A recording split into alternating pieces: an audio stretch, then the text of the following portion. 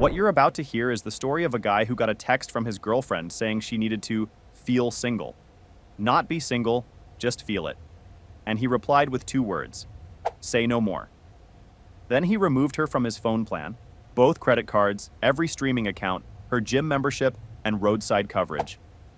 All within 1 hour. She wanted the vibe of being single without the bill. He gave her the full package. Buckle up, because what comes next is 12 straight days of a woman discovering that single isn't a feeling. It's a lifestyle with a very specific price tag. And she had absolutely no idea what she was asking for. My girlfriend said, "You're too clingy. I want to feel single again." I said, "No problem." Then I let her feel single by removing her from my phone plan and canceling her credit cards. I'm 26. She's 24. 3 years together, 1 year living together. Her name's Meredith. And last Monday, while I was sitting at my desk eating a sad desk lunch, leftover rice, nothing exciting, I hadn't gone grocery shopping in a week, I got a text that made me put my fork down and just stare at my phone. "Cole, we need to talk. You're suffocating me. I love you, but I need to feel single again. Not be single. Just feel single. You're too clingy and it's making me resent you. I'm staying with Tessa for a while. Don't text me constantly. Give me the freedom I need." I read it 3 times. Feel single. While being in a relationship. The mental gymnastics required to type that sentence, read it back, and still hit send without a single moment of self-reflection. Honestly, that's an athletic achievement. I should have framed it and put it on the wall. Here's what's wild about that word, clingy, though. I texted her maybe twice a day during work. A have a good day in the morning, a dinner plans, around noon. Sometimes I'd forget entirely, and we'd go a full day without texting at all. We'd eat dinner together most nights when our schedules lined up, which is just what people who live together do. That was the full extent of my oppression. Meanwhile, she'd been going out with her friends 3 nights a week, coming home around 3 a.m., and I genuinely never said a word about it. Not once. I never asked who she was with, never made her check in, never gave her any grief about it. She had more freedom in that relationship than most people I know. And look, I want to be fair here. Our relationship wasn't bad.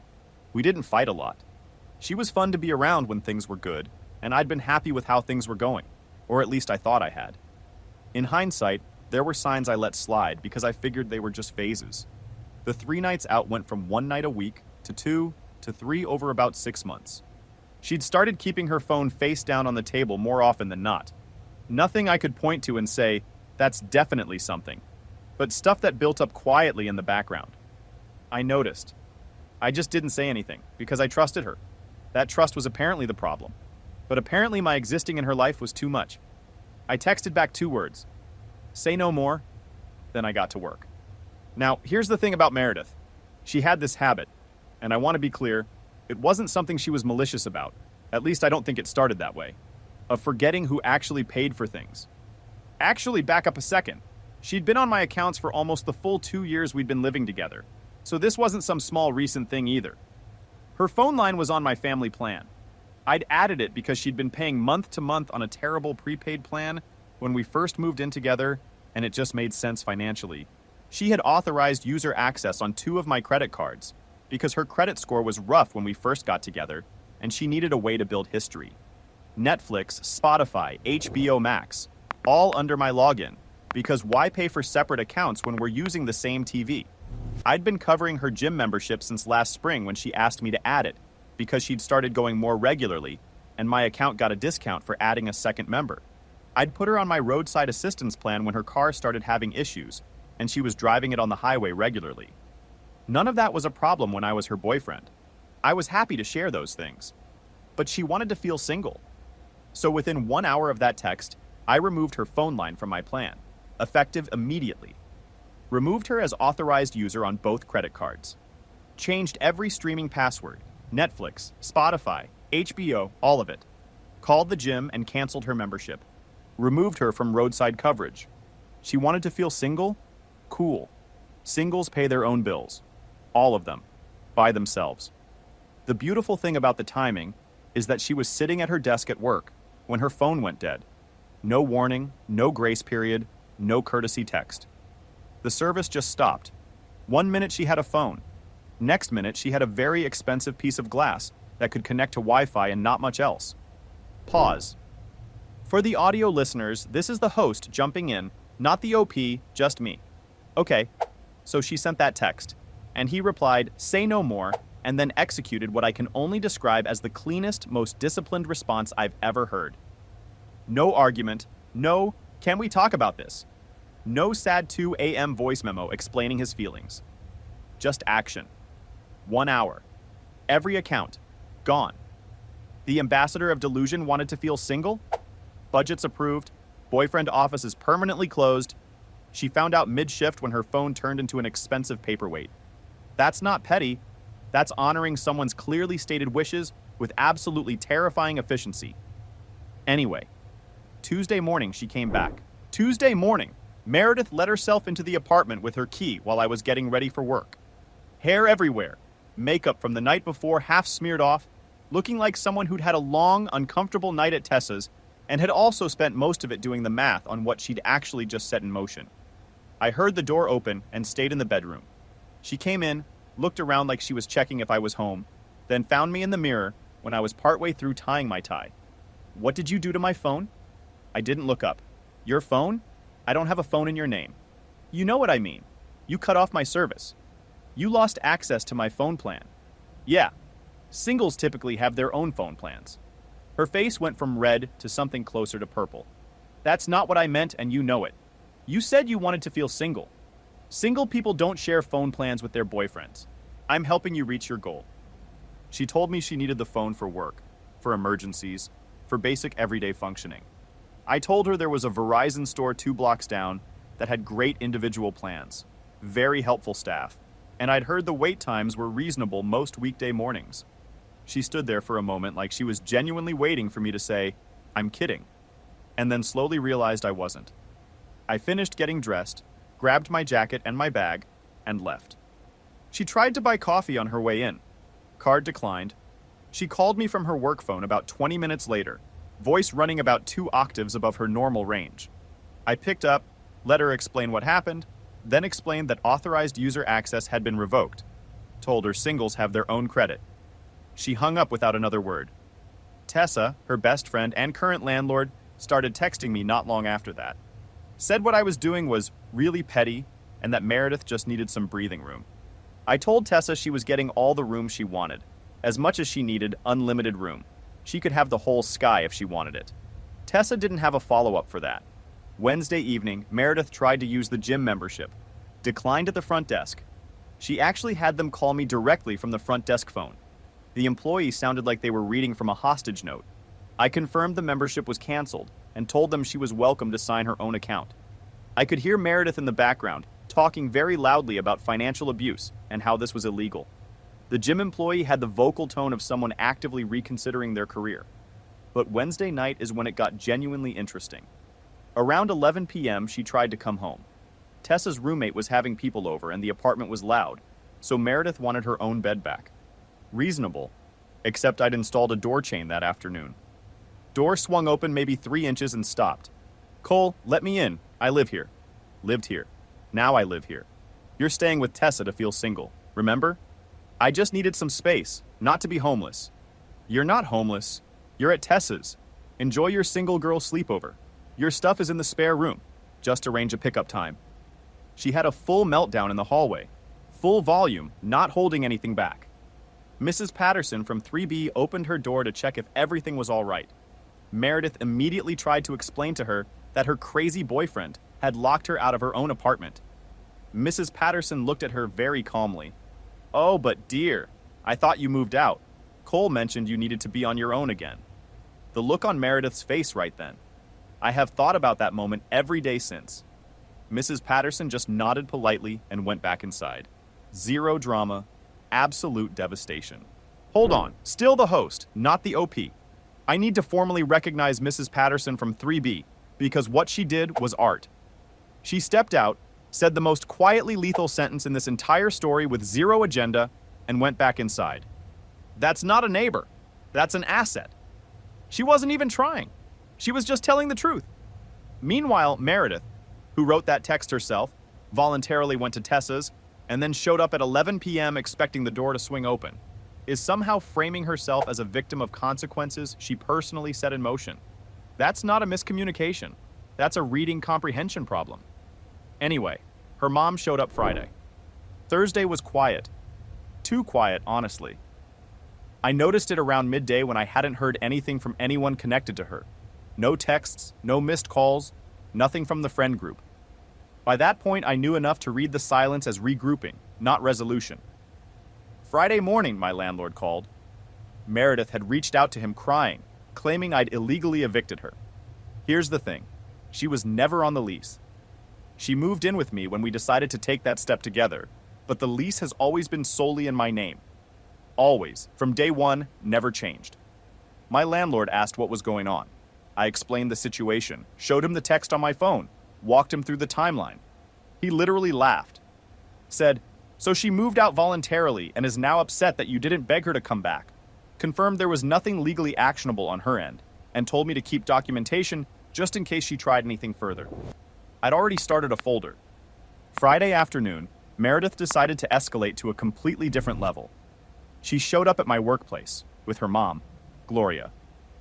The two of them were waiting in the lobby when I came down for lunch, already positioned like they'd been rehearsing this. Gloria had her arms crossed. Meredith had her "I've been crying today" face fully assembled. I walked out of the elevator and they were just there. Gloria opened immediately. "Cole, what is this nonsense? You're acting like a child." I kept my voice completely flat. "Hey, Gloria, I'm just respecting Meredith's wishes." Meredith, doing that thing she does where tears materialize on demand, like she's got them on a timer. "Mom, he's being cruel. He took everything away from me." I didn't take anything. I stopped providing things that were always mine. "Gloria, you're supposed to take care of her. She's your girlfriend." She wanted to feel single. Single people take care of themselves. That's not what she meant. She just needed some space, some less pressure. The pressure of what exactly? Me existing? Paying her bills?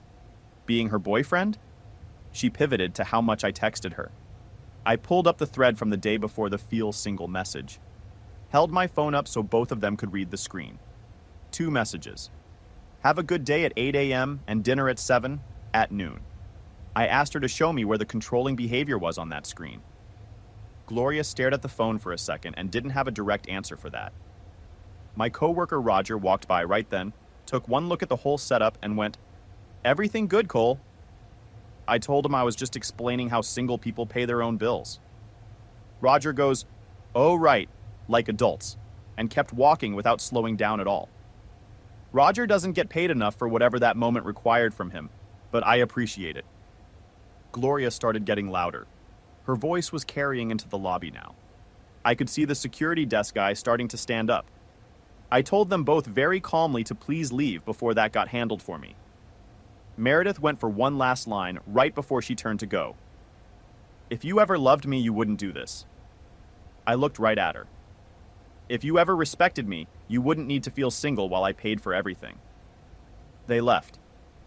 Gloria looked back from the door and told me I'd regret treating her daughter this way. I wouldn't. Wait. Ho's talking. "If you ever loved me, you wouldn't do this." She showed up to this man's workplace with her mother. We're talking full parent-teacher conference energy, except Captain Feel Single is 24 years old and the principal is building security.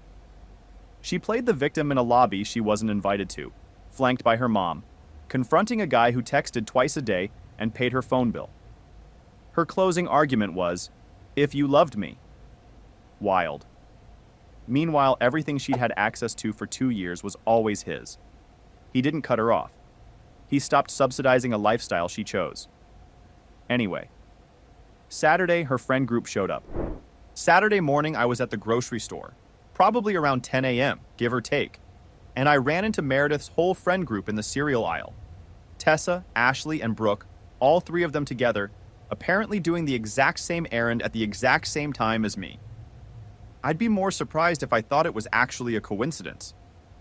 They tried to stage what I can only describe as a guilt trip intervention in the Lucky Charms section. I grabbed my box and kept moving. Ashley said I was taking it too far and that Meredith was really hurting. Brooke said she wasn't sleeping right, wasn't eating properly, had cried multiple nights in a row. Tessa said she'd had to borrow money from her mom just to get a prepaid phone so she'd have something for work calls. She's single. Singles sometimes struggle. That's part of the deal. They followed me through 2 more aisles, taking turns cycling through different angles on the same argument. She learned her lesson. She didn't mean it the way it came out. She's your girlfriend. She's really suffering, Cole. Then she should have said what she meant. I repeated some version of that line 4 or 5 times as they followed me toward the frozen food section. Eventually, they gave up. I paid for my stuff and left. I genuinely don't think any of them had a response to say what you mean that actually worked, so they just stopped. Sunday night around 10, Meredith showed up at the door again. She'd clearly been out somewhere all day and into the evening. She was wired, off balance, giggling at things that weren't landing as funny, that particular energy that shows up when someone's had a long night that started going sideways around hour 4. She had some guy with her I'd never seen before. He looked like a person who had been told significantly less about what he was walking into than he probably needed to know. She knocked hard. I looked through the peephole. Cole, I want you to meet Nathan. I'm seeing someone new. I upgraded. Nathan has his own business. Nathan carefully from somewhere behind her. I thought you said you were single. I am single, right, Cole? Super single. Good luck to both of you. Nathan. Wait, who are you exactly? Meredith launched into what I can only imagine was a very thorough explanation of her relationship philosophy through a closed door. The feel single but technically together framework. The nuances. The vision. I watched through the peephole. Nathan stood there and listened for about 8 seconds. Then he said very evenly, I'm genuinely not equipped for this, turned around and walked away. Calm exit. She was still mid-sentence when he rounded the corner. Then she lost it. Full volume, screaming about how I'd ruined her date, ruined her life, threatened to call the cops, sue me, make sure everyone knew I was abusive. I told her through the door I had the original text, documentation of her voluntary departure, and building security footage of her showing up erratic with a stranger at 10 p.m. on a Sunday. She actually kicked the door. Solid kick. Hurt her foot. Hobbled down the hallway crying uneven steps. The whole thing. Mrs. Patterson's door cracked open about 2 inches. Meredith, dear, singles usually don't assault their ex's doors. Okay, pause. Host again, not the OP. Nathan deserves a moment because what he did was impressive. This man showed up, processed about 10 seconds of that situation, calmly announced he wasn't equipped for it, and left. Clean exit. No argument, no drama, just a guy who read the room and made a reasonable call. He then tracked our guy down on Instagram just to report, Bro, your ex asked me to add her to my phone plan. We hung out once. She went from I need to feel single to asking a near stranger for phone plan access inside 2 weeks. She wanted a soft landing. She found Nathan. Nathan found the exit. Anyway, Monday, her dad. Monday, I got a text from a number I didn't recognize. Turned out to be Meredith's dad, Robert. He kept it reasonable, said this was between us kids, but maybe I should consider being the bigger person here. I told him I was being the bigger person. I respected her wishes immediately and without argument. He said that's not what she wanted. I explained what she'd actually wanted, based on her behavior. All the benefits of a shared life with none of the accountability, while calling me clingy for expecting basic girlfriend behavior. I told him I'd decline that arrangement. He texted back 2 words. Fair enough. Even her own dad. Tuesday morning brought the social media phase. Meredith had taken out a payday loan. The interest rates on those things are genuinely brutal. We're talking triple digits annually if you don't pay it off fast. Just to get a new phone, and then immediately got to work posting. She put up a long emotional caption about financial abuse, controlling behavior, and manipulation. Tagged me in it and everything. The post said something along the lines of, she just wanted space to breathe. I'd taken away her ability to survive. And this was what abusers did. They made you dependent on them, and then punished you for having needs. Comments were all over the place. Some people who didn't know us bought it completely. Others who did know us were already typing.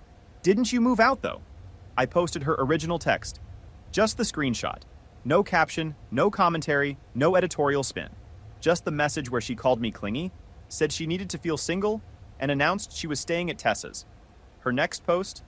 That's taken out of context. I was expressing needs in a relationship and he weaponized them. Someone commented, "What context makes I need to feel single mean something different?" She deleted both posts within the hour. Wednesday, Gloria called from Meredith's new number. She was on speaker. I could hear the whole family in the background. Gloria announced that after a family discussion, Meredith was willing to come back. I actually laughed, like the sound just came out before I could stop it. Come back to what, exactly? To the relationship. She forgives you for overreacting. She forgives me. Meredith grabbed the phone. I'm giving you one chance to fix this. Take me back, restore my phone and cards, everything, or we're done. We've been done since you moved to Tessa's to feel single.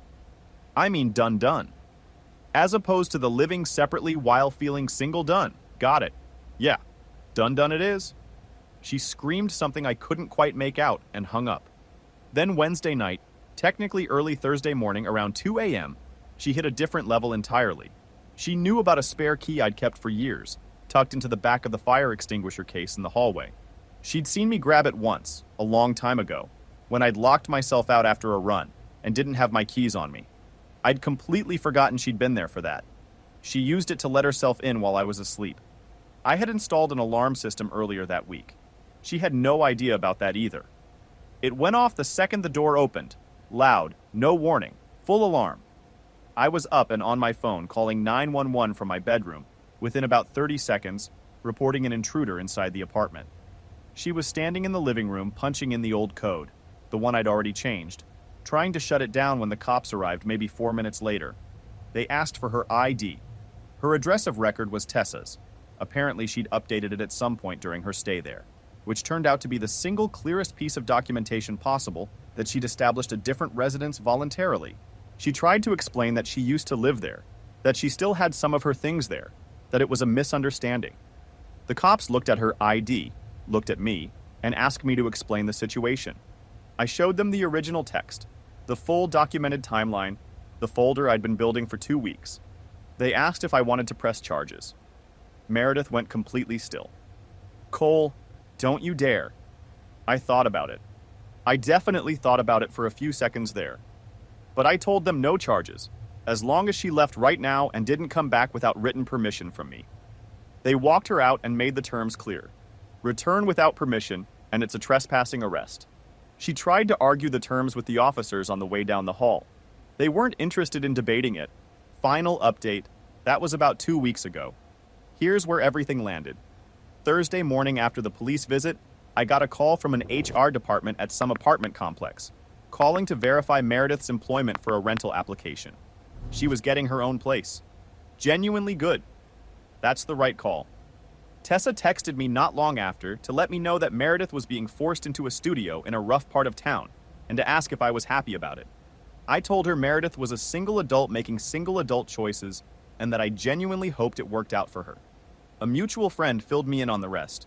She'd been going through our entire shared social circle, asking for help with deposits, first month's rent, furniture, whatever she could get, playing the homeless narrative to anyone who'd sit still long enough to hear it, saying I'd made her this way.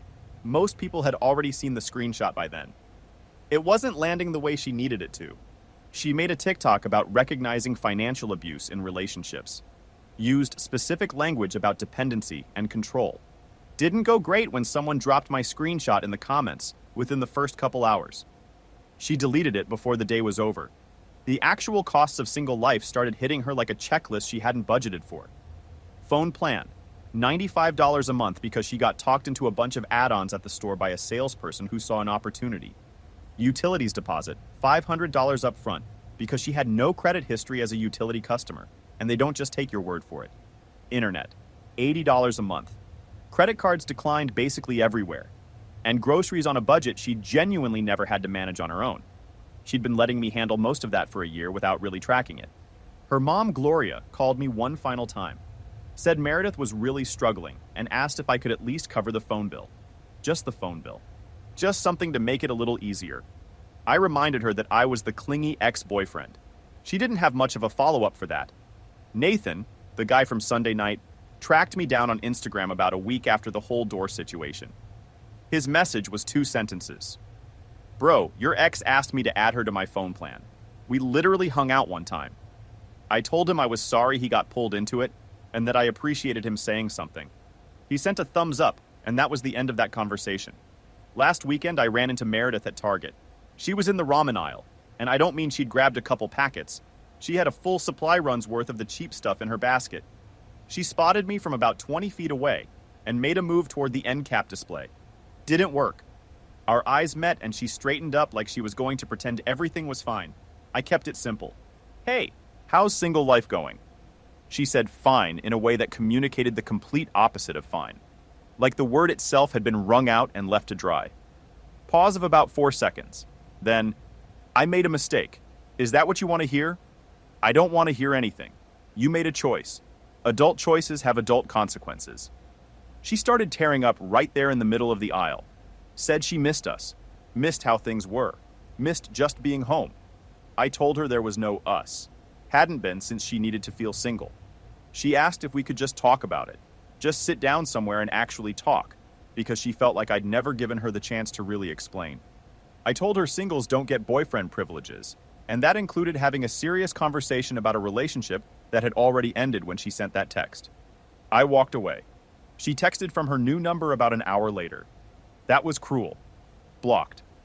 Robert, her dad, ran into me at a gas station a few days after the Target thing. We ended up talking for about 3 minutes while we were both waiting for our cars to fill up. He told me Meredith was going through a rough stretch, but that she was learning something real about what it means to appreciate what you have. Then he paused for a second, shook his head slowly and said, maybe she needed this one. He got in his car and left. Even her own dad. The friend group split the way these things always do. Some people think I went too far and that I should have just talked to her, worked it out, given her another chance. Others are firmly in the play stupid games camp and have been sending me the occasional honestly good for you text. Ashley admitted sometime in the last week that Meredith had actually been quietly texting other guys for weeks before she sent the feel single message, sending DMs, seeing if anyone would bite, testing whether she had options. None of them wanted anything serious with her. So she stayed put and tried a different angle. Tessa, for what it's worth, apparently reached her limit with Meredith inside the first week of having her stay there. I heard that through the mutual friend. No details, but the fact that her closest friend burned out on her that fast says something. On moving day, Meredith put up a social media post asking if anyone could come help carry boxes and get stuff up to her new floor. The response was basically nothing. Even Tessa was busy. Her mom and dad had to rent a U-Haul and handle the whole thing themselves. 2 parents in their mid-50s doing the full move, just the 2 of them. She posted a passive-aggressive Instagram story that evening. Remember who actually shows up for you when things get hard. Most people only care when it's convenient for them. Someone replied in her comments, like when you only wanted your boyfriend for bills but still needed to feel single? Deleted within minutes. Me? I joined a climbing gym with the money I'm not spending anymore. Got into it pretty quickly, actually. Didn't expect to enjoy it as much as I do. And I've been spending more time with someone new. Her name's Clara. She has her own apartment, her own career, her own phone plan she's been paying for by herself since she was 21 and doesn't think twice about it. She heard this entire story from start to finish and laughed and said, who even wants to feel single while they're actually in a relationship? That's just wanting to be single with free benefits and 0 consequences. Exactly. That's exactly what it was. I didn't do anything complicated or dramatic. I just gave Meredith precisely what she asked for. The complete, unsubsidized, single experience, no safety net attached. She wanted to feel what being single actually was. Turns out it feels like a $95 phone bill you weren't prepared for, a ramen aisle run on a Saturday morning, and 2 parents sweating through a rented truck on moving day while none of your friends show up. Do I feel bad? Nah. She built this whole thing herself, choice by choice, and then acted genuinely surprised when it started looking like a place she actually had to live in. She's not in danger. She's not starving. She's just finally experiencing life without a cushion she didn't stop to appreciate the whole time she had it. Maybe she comes out the other side better. Maybe she finds another guy and tries the same move. Either way, genuinely not my problem anymore. Clara and I are taking things slow. But when I'm in something, I'm actually in it. No feeling single. No 1 foot out the door. Just in it. What would you have done if you got that text? Look, I'll be real. He gave this woman every reasonable chance to just be a functional partner. 3 years, 3 nights out a week, 3 a.m. arrivals, not one complaint from him ever. And she responded by texting, "I want all your support with none of the commitment, and you're the problem." He didn't yell, didn't beg, didn't send the midnight paragraph. He said, "Say no more," and meant every word. That's not cruelty. That's clarity. Drop your take in the comments. Did he go too far? Or did she earn every bit of it? If you're not subscribed yet, hit the button. New stories every week.